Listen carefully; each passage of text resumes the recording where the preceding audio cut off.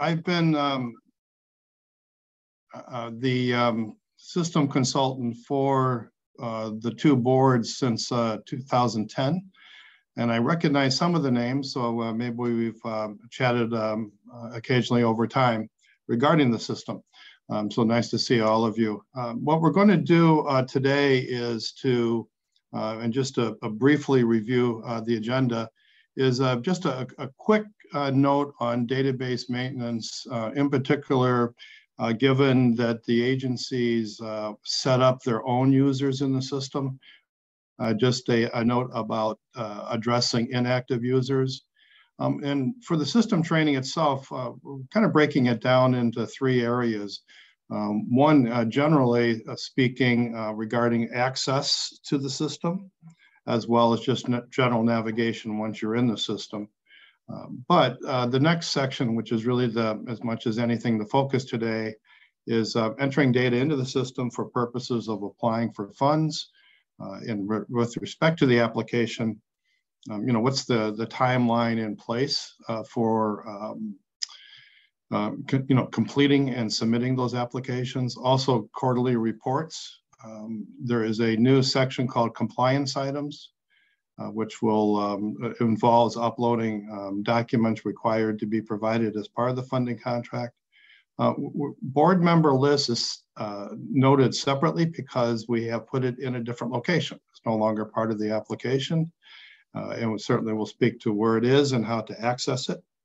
And then finally, and this isn't for everyone, principally it's for some of the developmental disability board agencies in terms of creating claim records and the needed setups in order for that to be accomplished.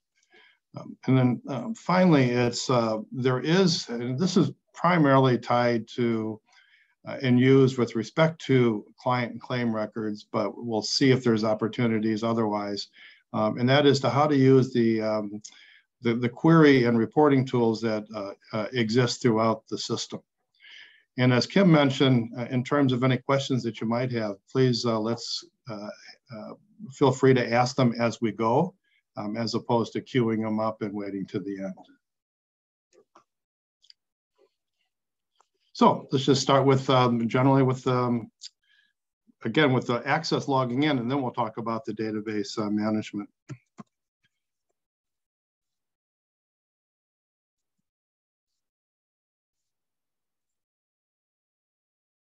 So this is what it should look like to you. And for many of you, I don't know that how many of you have been in the system in the past. How long has it been, Kim and Leon and Chandra? Maybe 4 weeks since we changed the color scheme? That just sounds about right. So to some of you, it might be new. And by virtue of that, not only the color scheme, but some of the way that the pages are formatted have changed as well. But to speak to the database management part, is you go into agency users and you notice that there is a in-use column here and how to edit. So you want to make sure that the users in your agency that are no longer active in the system should then be rendered to not in use. We do not recommend by any means that any user is deleted. Simply just change them to not in use. The other aspect here to show is changing your password. We certainly encourage that the password is changed periodically. And by now, I'm sure you're familiar with the fact that you need one uppercase, one lowercase, one number, one special character, and a combination of at least 8 to satisfy the minimum requirements for setting passwords in the system. Okay, so back to the main menu. Agency, and again, for our purposes, and really for most of you, the only option here that's really relevant for the near term here is agency. Bulk claims upload is being utilized by a number of developmental disability board agencies for getting claims data into the system without having to re-enter it. Most, if not all of you, have already done your re-registration. So our focus will be on agency. And you might have been, you might recall that when you have logged into the home page, that the tabs went horizontally across the top.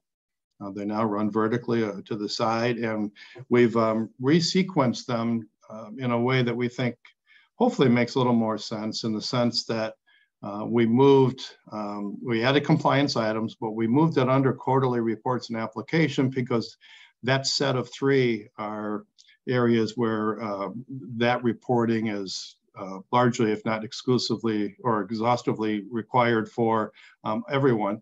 And then we move clinicians down with clients and claims details, because those all go together for those agencies that are submitting client and claims data. Document upload becomes less and less important because of the compliance items, but it's still needed. And then MHA info is just the basic contact information, which I'm sure most of you already have.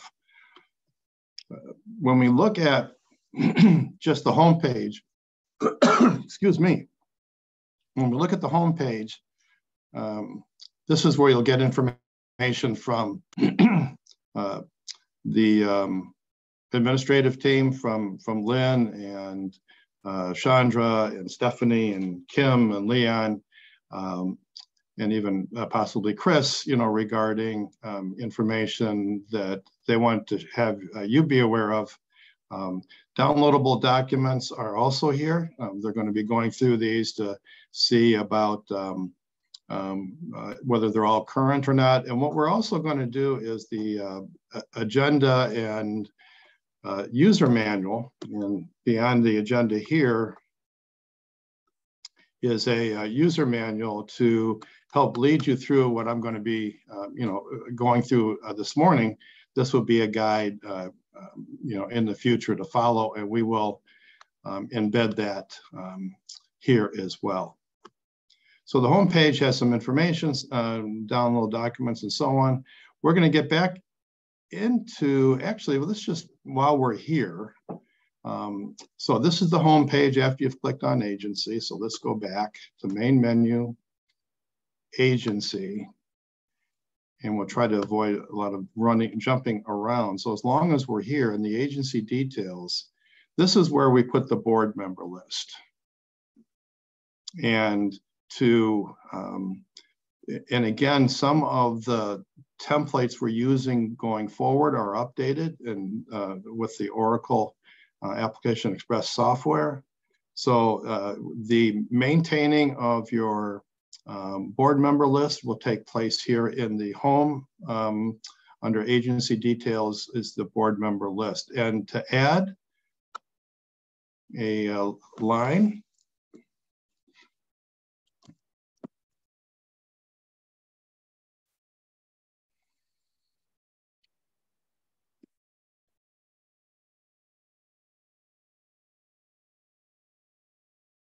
Alex, I think we lost you. oh, I'm not speaking. I'm just filling it in, showing you how to. I'm sorry. Okay. No, that's all good.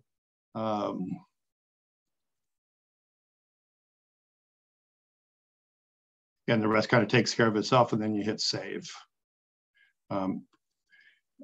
The policy, Kim, for a different, is this done once a year? Is this an ongoing thing? And what is the kind of the policy or steps around that, or is that still being I think that we would like it to be as people come and go from the board, if possible. So is to that end, then, if someone has left the board, to remove them from the board? Or is you have the option here then of deleting the role, and you go ahead and hit delete. I'm not sure that we've decided on that part yet. Okay. But there is a way here then I just demonstrated being able to add a board member, as well as to remove it if that were to be one of the guiding process steps. Any questions then from anyone on kind of general navigation, hitting the home page, what the home page is for, and the fact that the home page now includes the board member list and the need to maintain that. And this is one where you're actually doing it on the form online. You do have the option, and just to share with you, and I can say some empathy in terms of sharing the agency perspective, because I'm also the executive director of NAMI of McHenry County. So certainly if I had the option of creating online or what have you, I do have a board member list in PDF form that would satisfy. I think here I would upload the board member list versus filling it out online, but both options exist. So I don't have everybody up here, but I'm not hearing anything, so I'll move on. So the next then is the application. And again, what we're going to do is once we, and again, Kim, help me clarify that with the changes in the scheme and layout, there's also kind of final editing of content and what have you. So it will be another a couple of weeks, Kim, when we'll have everything settled for sure. But what we are intending to do is that when you come into here, there is an instruction section, and if you click on the wedge there, we're going to embed then from the user manual I created, that part of the user manual that applies to applications, and put it here, so that you have it not only in a downloadable document, but residing within the page that you're in terms of working on the application. The reason we haven't done it yet is that we just want to make sure that we've dotted I's and crossed T's before doing so. So you select your board, you select the fiscal year. Of course, it's going to be fiscal 24, for your purposes of doing the application. We have some old information there, but there will be downloadable documents in terms of applying for funding and what have you. And it's already in place in terms of what the application deadline is. So what we have then are, looking at it from the standpoint of a summary view, is that the application has really 4 steps to it, and we've resequenced these a little bit to help the flow be more consistent with the way the information is pulled together. So step 1 is really just naming the programs. The amount that you're requesting comes from the revenue report, which is part of step 3. The agency forms really make up step 2, and this is your agreement for interagency cooperation and your cultural competency plans. The board member list, again, as we mentioned, has been removed from the application now in agency details. Again, in summary form, the program forms will be made of program plan part 1. There will not be a program plan part 2. That is being removed. The personnel forms are now, instead of filling it out online, they now have the ability to be created in a spreadsheet and uploaded, and we'll show you what's involved with that. The revenue form, expense forms, those stay largely the same.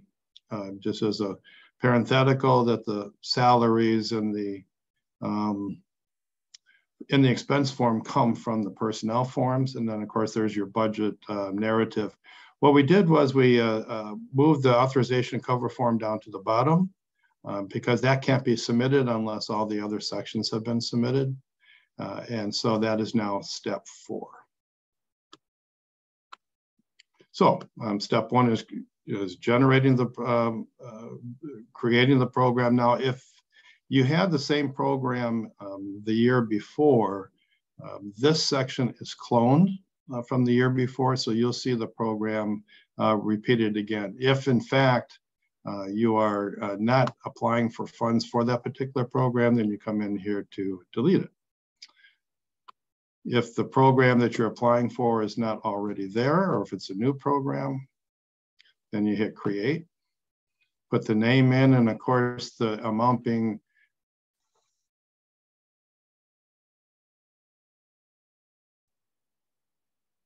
requested then will be entered with the in the revenue form. So step two, agreement for interagency cooperation. This will be cloned as well.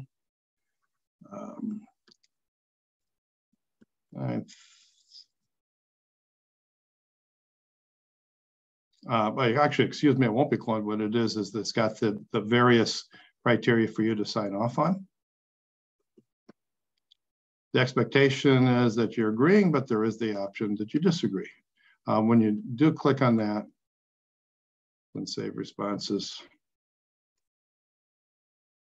anytime you've completed then all of the sections within a form, all the required sections, then a submit button will appear.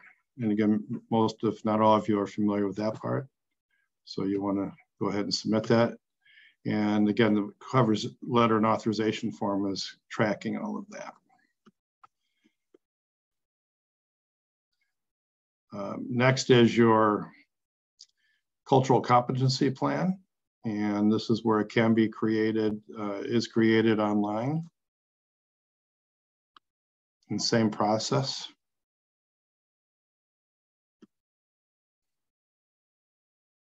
You could copy a previous report or create a new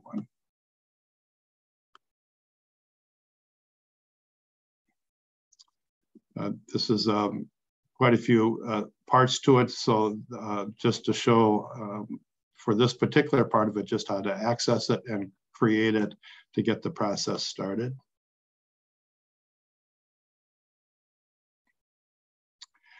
So between the agreement for interagency cooperation and the CC plan, that is your agency level set of forms.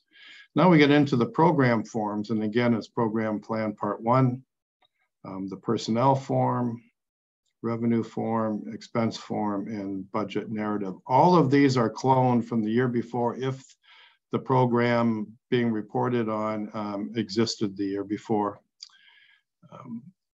And again, just like any of these sections, that for each program, getting back into step one, that each program listed here has to have the set of program forms submitted. So if you have 5 requesting funding on 5 programs, then there'd be 5 sets of program plan part one, personnel form, and so on. So to that end, when you come in to create, you're actually making sure that you select the program. And we're going to be cleaning up then this drop-down list as well. But that would be the way to go ahead. And just to caution, I've done this for purposes of just illustration, but and I'll show you in a second, not to create multiple forms for a given program, and I'll show you in a second. So any of the fields with the yellow background are required to be completed. So we show up here 37 questions. We've got to, oh, okay, we don't have the, everything set up for 24. So if I save that, you'll notice that the number goes down to 36 and number 2 is no longer showing the yellow background. After all 36 are filled in and you're satisfied with the content, the submit button will appear and you go ahead and submit that form.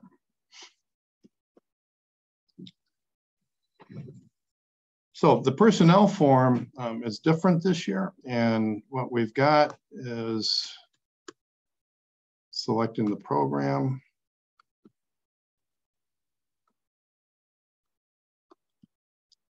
Hit create, and now there's an option to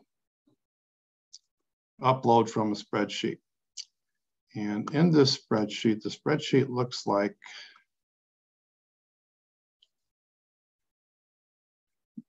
right here. And it's one that will be also part of the downloadable documents. And I don't know, my understanding of the expectation here is that being part of the application, starting out, is that you would have all of those positions and relevant information here, which is normal up through column I regarding what's currently in the application personnel form. What they've added is status, hire date, and end date. So you can enter it online, but what is set up is to have a spreadsheet that you maintain showing at the beginning what are the positions, salaries, and so on. And secondly, as terms end or what have you, that information is being updated in the system. So again, it's a CSV form that we would be providing. You enter the data here, and you go back into the system and update it here. And what it looks like once you've updated is you certainly drag and drop to the where you have that spreadsheet, and then it's going to appear here. And if everything looks good, then you go ahead and hit load data over here. So, and then what will happen is that information that's in the spreadsheet and staged here in the system, once you hit load data, it automatically then fills out the form online.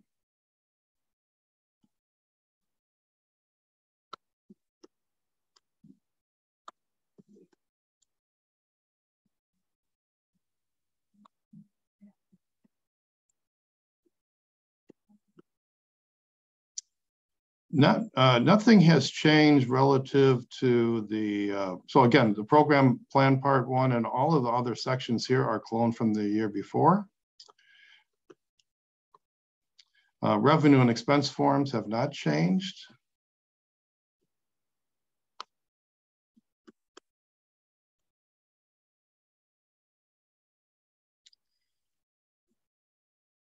So this will, again, if there is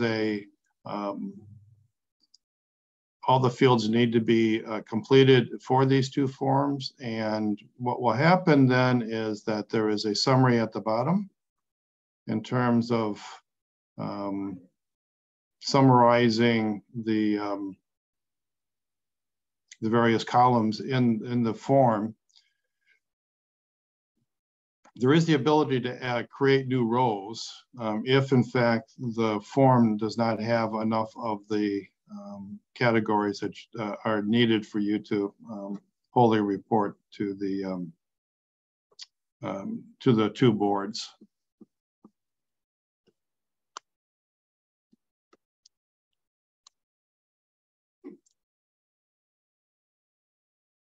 Same goes for expense form. And just the added note for the expense form is that it does then look at the revenue form and compare the revenue versus expense. Clearly, we need to double check the way it's being calculated, but this is then in the expense form should have a accurate comparison of your revenue versus the expenses regarding the particular program.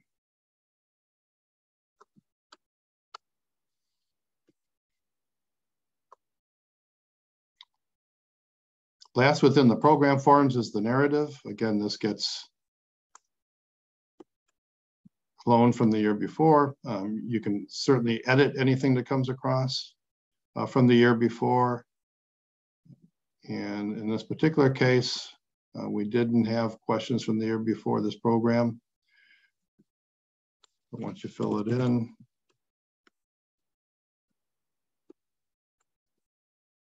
system keeps track. It's now down to 2 questions.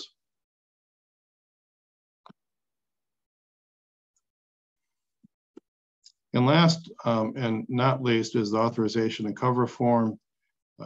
Really, what it does is it tracks then all of the different sections. Of course, we use this for testing as well as demonstration.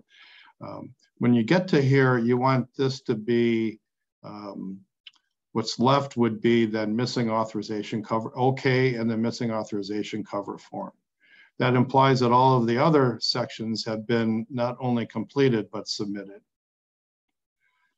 So then once you complete this here, then it gets to and save that it will have the submit button. And the submit button in the authorization cover form is effectively submitting the entire application to the boards. I know we've had this signature line. I'm not sure if it's used anymore, and if it isn't, and I'll check with the administrative team. But if it's not used anymore, we'll remove this so it's not causing any confusion. All the way through, and I might add, in terms of any of these various sections.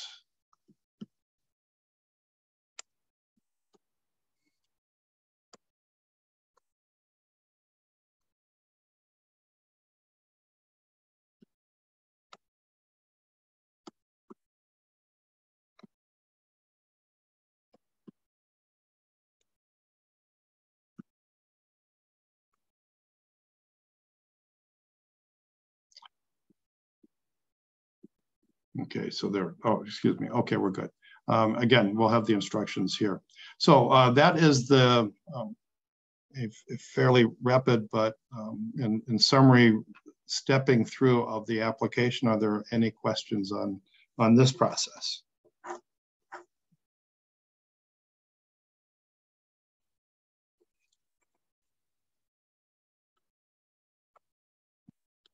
I don't have my camera on, so I'll assume not. So quarterly reports. Again, it's right here on the main page. And again, there'll be instructions embedded here. Here is the grid, reporting grid in terms of what sections are due when. And I'm sure most of you are familiar with this, if not all of you. Downloadable documents, and we can have that part of the user manual dealing with quarterly reports embedded there.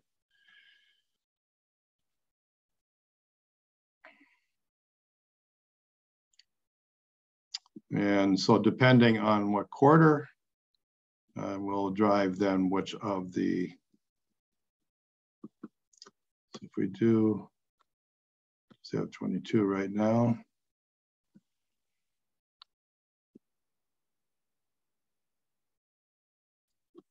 Program report. Unknown caller.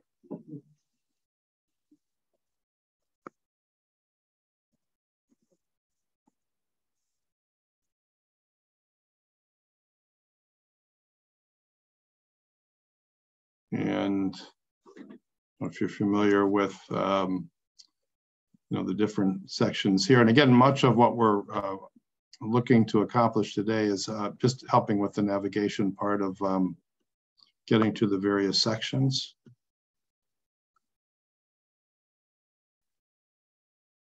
Residency by zip code.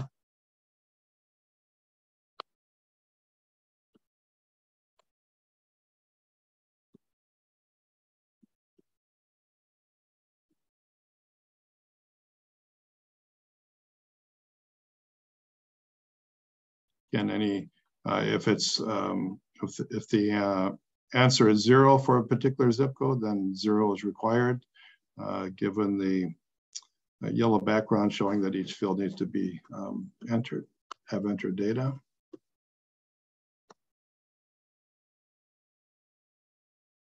Utilization and demographic report.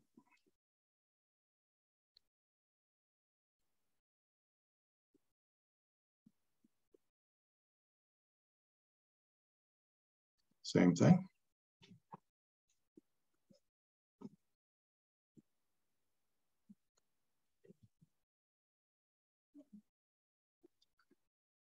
And then we're back into the revenue and expense forms.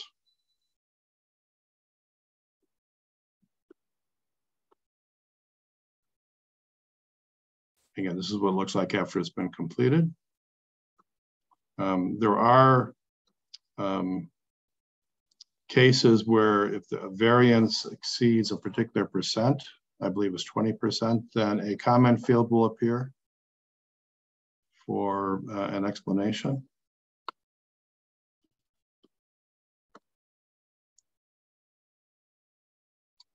Same goes for expense report. Cultural linguistics competence report.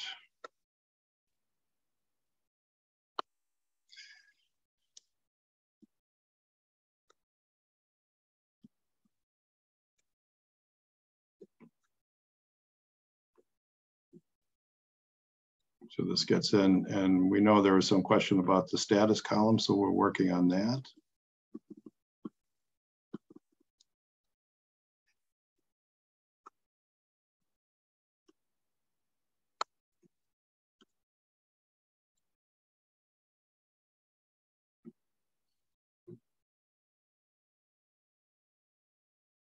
Performance measures, which is the fourth quarter only.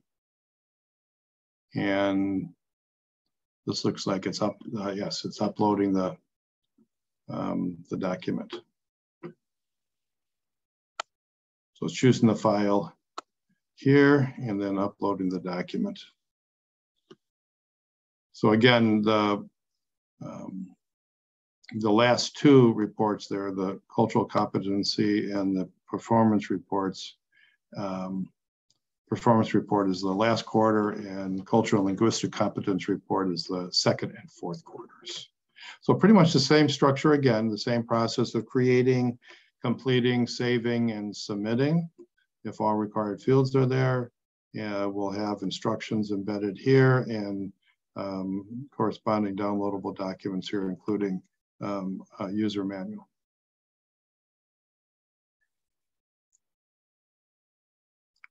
Any questions on quarterly reports?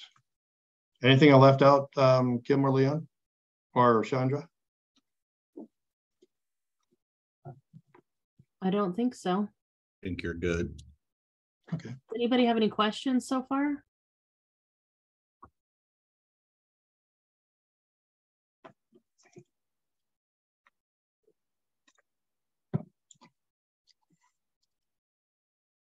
Okay, Kim? Yeah, I don't believe anybody has any questions, so. Okay, yeah, I don't have the gallery up, so I can't tell. That sounds good. Okay, then compliance items is new. And the purpose of this one is to serve as, so you choose the fiscal year, and we'll set this up so it's defaults. But because there is some overlap from one to the next in terms of due dates, but you select the fiscal year and hit go. There might be some compliance forms that are relevant that may not be this, there may or may not be forms here. My sense is that there are not, so we may just remove that.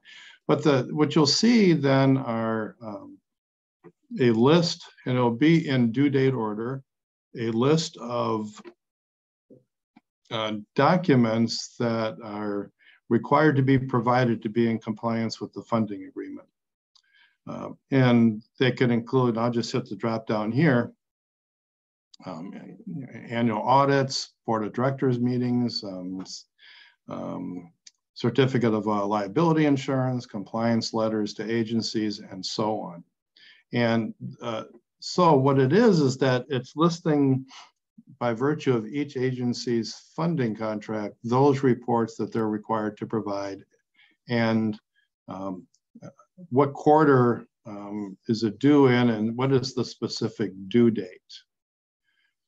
So to better show this, if you click on this icon to the left of the image, office image, then it opens up the whole page. And the gist of this is that when, say, October 28th is coming up and there's the board of directors meetings for the first quarter, and they're due on October 28th, you would go to the upload icon. You choose the particular file and then choose agency compliance documents. Give a brief description of it, though by virtue of the document type, that's already pretty well understood. And then hit upload. And what happens after you do that is then the system automatically records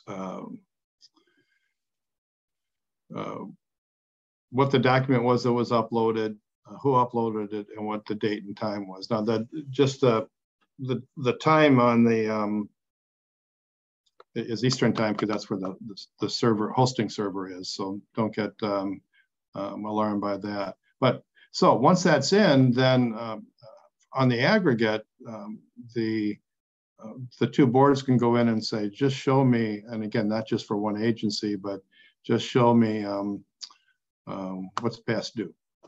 And that would, this filter allows them to see, in this case, there's none that are now past due, because they've all been, so far we're caught up on the dates, even though we're past due on all of them. So this is, again, and there's a dashboard that the mental health board and DD boards have in terms of looking at who's in compliance with providing the required documents and when.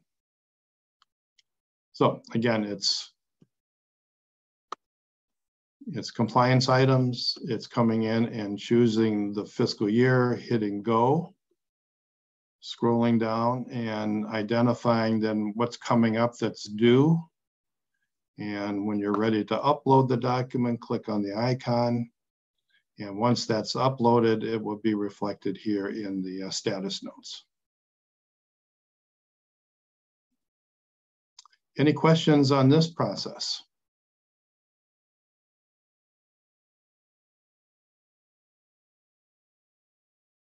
Again, it's a new feature added for reporting for fiscal 23. I had a question. I don't know that it's specific to the program, but so we have emailed these in previously. So should our organization start uploading these documents instead of, okay, so Kim's answering in the chat that she's going to check. Sorry. Yeah, I know that there has been some activity already in getting some of the documents you've provided into the system. I believe Stephanie was doing that. But I'm sorry, Kim or Leon or Chandra or. Yeah, I just responded in the chat. I couldn't get my fingers to work fast enough, but we'll check with Stephanie on her preferences of if you continue to send those to her or if she is ready for agencies to begin uploading that, because it is so new and we haven't figured out either way. So thank you for the question.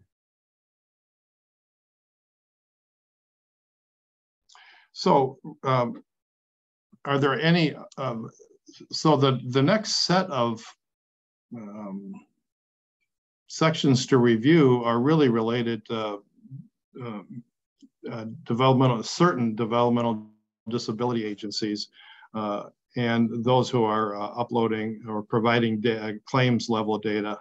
So for the those agencies that are mental health board funded and those developmental disability agencies that aren't providing claims data, I think, Kim, this is kind of where we draw, you know, let them know that there's, you know, the additional information we're going to share is not, you know, related to their reporting requirements. Yeah, I think if anybody has any questions about anything that we've done so far, or any other questions that maybe haven't been covered, now would be the time. After this, the presentation will be mostly focused on the DD agencies that are entering claims into the online system or doing the bulk upload. So at this point, you're more than welcome to stay and listen, but none of the none of the mental health board funded agencies are using this feature. So it won't apply to you at this point and might possibly cause some confusion, but you are more than welcome to stay. So if you have any questions about any other parts of the system that haven't been covered or anything that was covered, now would be a great time to ask, and then you can feel free to stay or go. But thank you for all attending.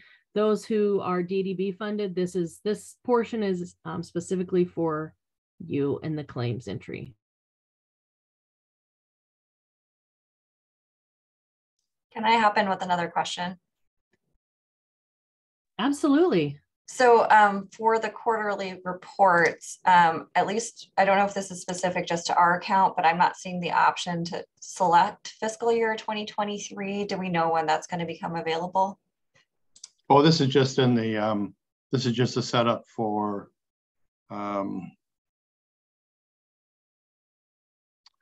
it's a setup, Kim, in the MHA app. Yeah, I can switch that. You don't have that option to select it at all right now? No, it just has 2022. Okay. All right. Yeah, We'll get it's that, in the, we'll get that switched over right now. Okay, thank you. Mm-hmm.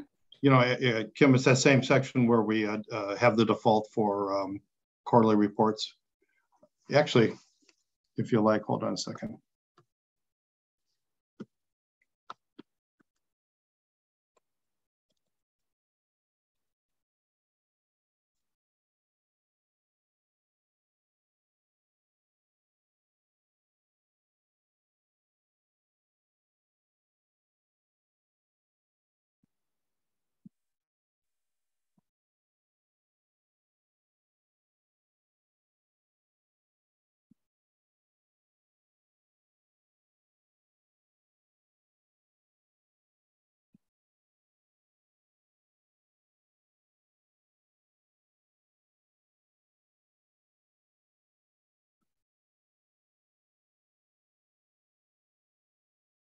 I'm showing. Did you just do it?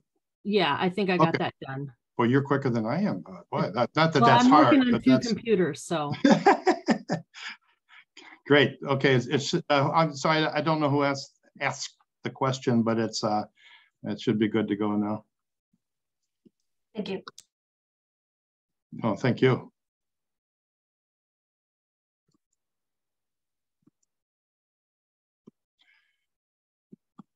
Anyone else?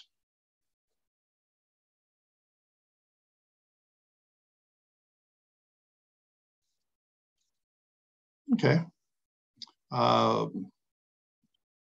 Kim, move on to the next set. Yeah, there was one question in the chat, and you might just know this by default.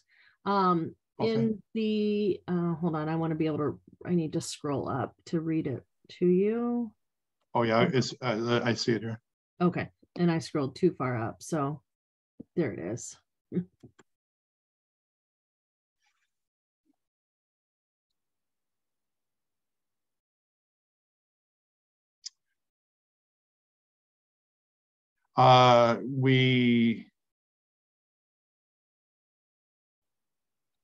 We can set it up if it helps to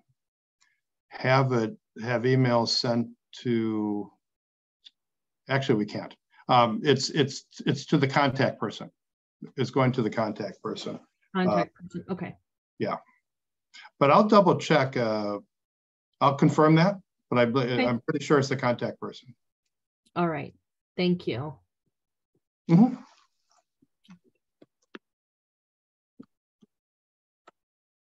Okay, any other questions before we switch to the claims system and claims reporting.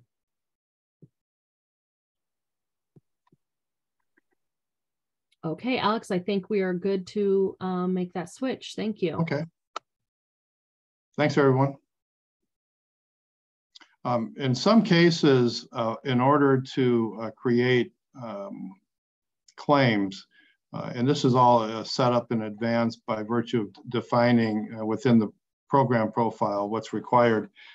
Some programs, and again, Kim helped me with this one, that some programs do require that the clinician be recorded in the service line. And where that is the case, then you come to clinicians, and again, this, I think you're going to have a different look at the kind of report format. So if the clinician is not noted, you add a row.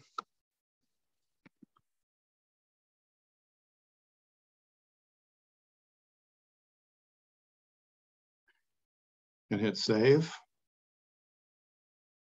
And so it's pretty straightforward.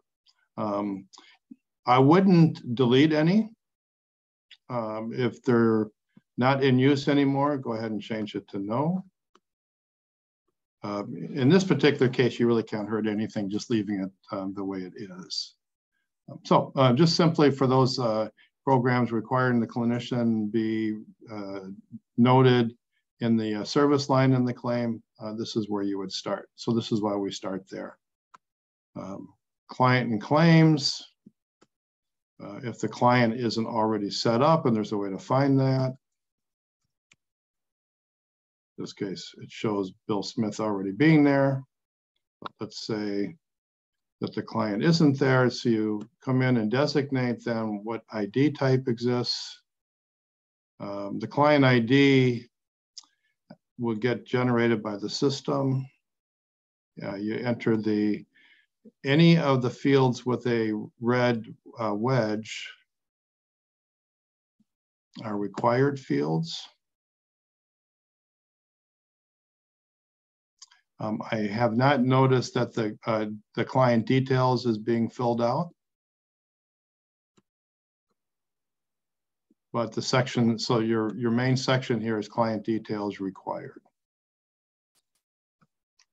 So let's just do this. So that's not required. The address is 1 Main Street. Zip. Champaign.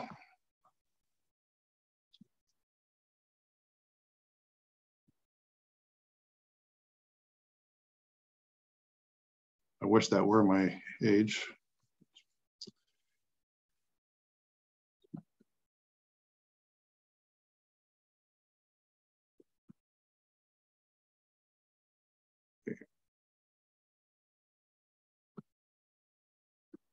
So are we, excuse me, Kim, is the system creating the ID, or are we looking for that? Oh, it's a RIN number, so it's got to come from, that's why. Correct. There is only 2 programs that use a deviation of the RIN number, and those are programs for young children. Oh, you know what? I think this sets, let me see here.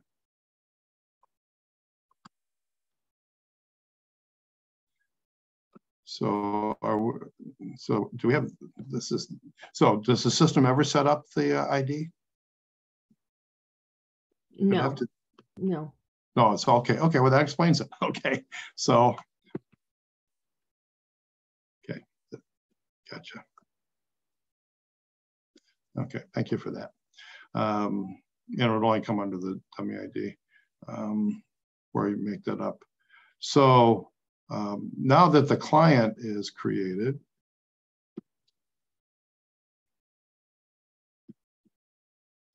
and you've identified the client that you want to create a claim for, then you scroll down and look for enter new claim, select a program. Are diagnosis codes required at all, Kim, in some cases? No, just the V71 not applicable is what we use. Insurance type? If it's known, Okay. we request that people put it, but a lot of times, in some cases, it may be unknown. So we accept that. Ah, very good. So that's the header for the claim. And then you get the add service. And of course, the service has to fall within the quarter. Otherwise, you get an error.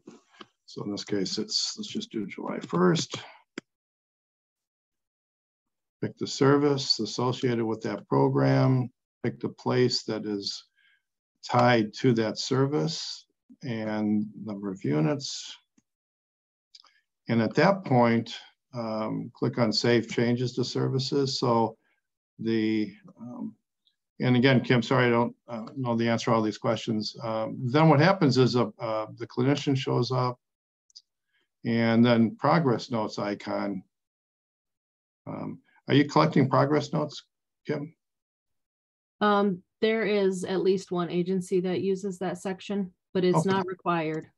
Oh, okay. But that's how that icon comes into play after those first 4 fields are, or in the case of start and end time, this service date, service place, units, or start and end time need to be saved first for the progress note icon to appear. Where you want to be is the status always being validated, and any number of lines can be added to the claim throughout the quarter. The kicker is that you don't want to submit it unless you're sure that all of the lines are accurate. But assuming everything's in place, then you hit submit.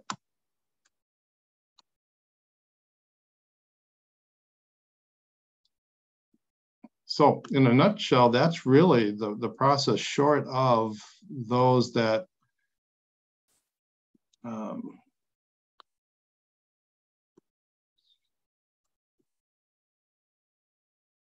we do have the bulk claims upload. And what this allows for, and it kind of goes with the mantra that we have, is that there's a spreadsheet that's formatted to collect data and upload it into the system, and automatically it can automatically create the client record. It can automatically create the client record in the claim service line. And the value here is that we don't at all encourage or like to see where any data point has to be entered twice. So in other words, you've recorded data in your agency, EHR, or on a spreadsheet, and then happen to come into the system here and re-enter it. This allows you to have the ability to take a report out of a EHR system, take an existing spreadsheet, and for us then to convert that into the format that's necessary for uploading. So we have about 22 agencies across the different 708s. And actually, I don't know how many for the DD board, Kim, that actually follow this process. So if there's an agency that is watching that is a DD agency and are creating or entering data twice, this mechanism or this approach might be of benefit to you. And if that's the case, then check with Kim, and I'll be glad to get involved to explore, to see what is needed to make that happen. Yeah, we have 3 agencies, I believe, and some of those do a mix of manual entry and the bulk uploads. Oh, okay. There's a question, is there a way to double check that all our claims have been submitted or validated? Well, I want to thank you for that segue. So the last one is all claims details. And there is a way, so one of the things we can help with is to Number one, create a query that does, this is the client ID. We could do just for verification purposes. Let's see, status, service date. And if you want to start getting into a real validation, it's to take the number of units and see, that would be it. So you've got these fields in the report, and then filter, show me all of the, for the service date range between July 1, which would be the first quarter. No, wait a second, September, right? End of September. There we go. Yes. Apply there. So that's your date range. And then what it would do is, what we have is not null. Oh, that's okay. And then think about this for a second. Well, and then by virtue of those fields, let's get back to a different date range and at least have some.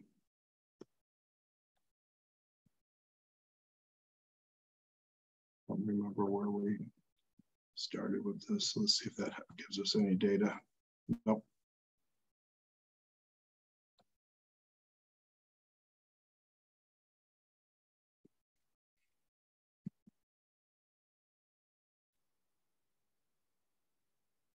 Nope.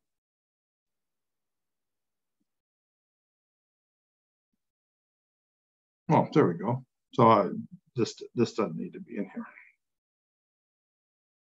So this would be a way of seeing then for the date range, being able to see what the status of the of your either direct data entry or your if you do it through the bulk upload, it will automatically put it in submitted status. But if you're looking to compare, okay, I uploaded services that accumulated, and this is a ridiculous example, but for purposes here of the total batch was 6 units.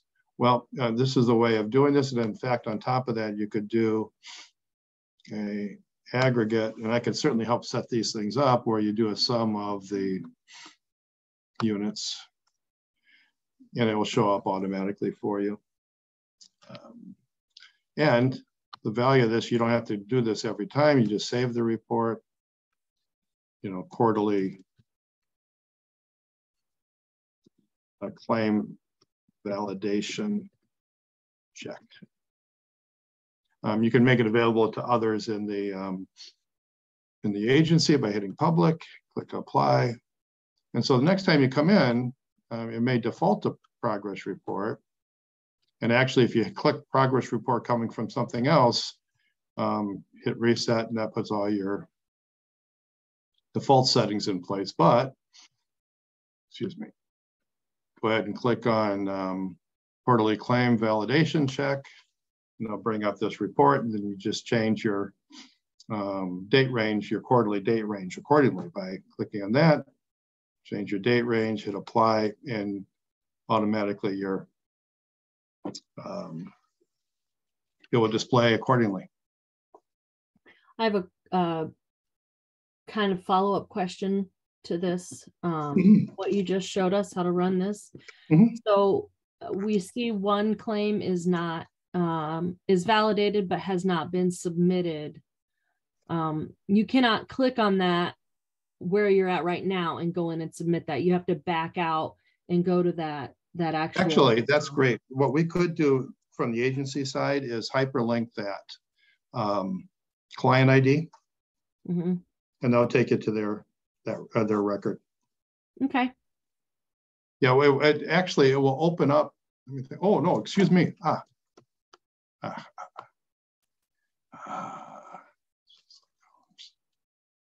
Excellent question, by the way. All questions are excellent, but that was really good because that highlights something here.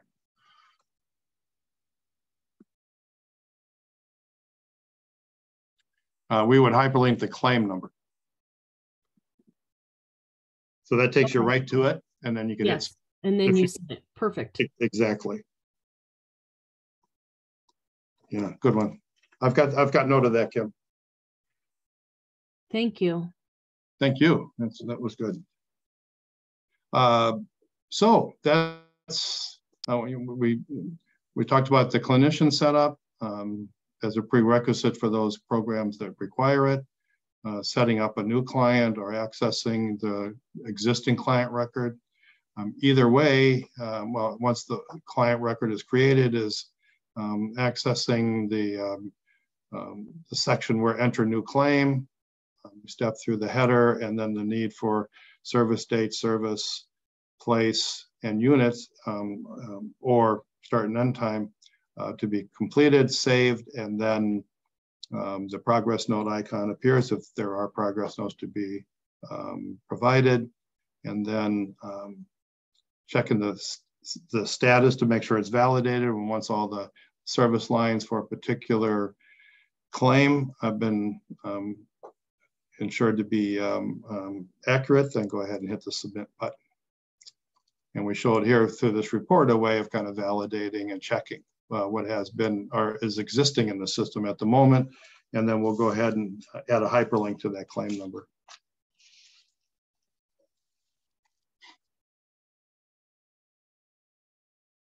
Great.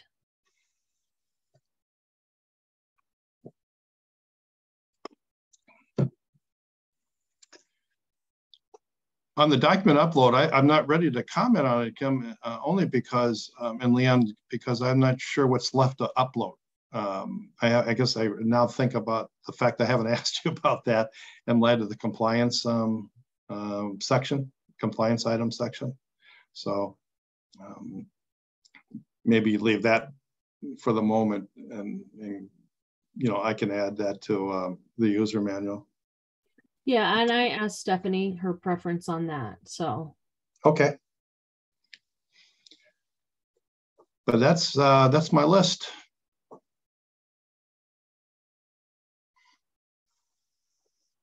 Does anybody have any questions related to the claims and the claims portion of the system?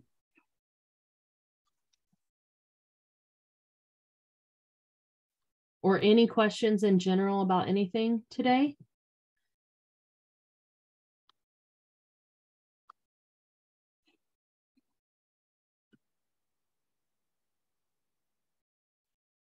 Okay, if not, I think that concludes our presentation of the online system. And I know that we went over a lot. So if you do have questions that come up later, you can send me an email. And if I don't know the answer, I will reach out to Alex. I will also send the user manual to everybody that attended today that Alex created specifically for this training. I will send that out. So I thank you all for coming. And Kim, you want to hold on? I'll hold on. Yeah, absolutely. I'm going to just stop the recording. Okay, sounds good.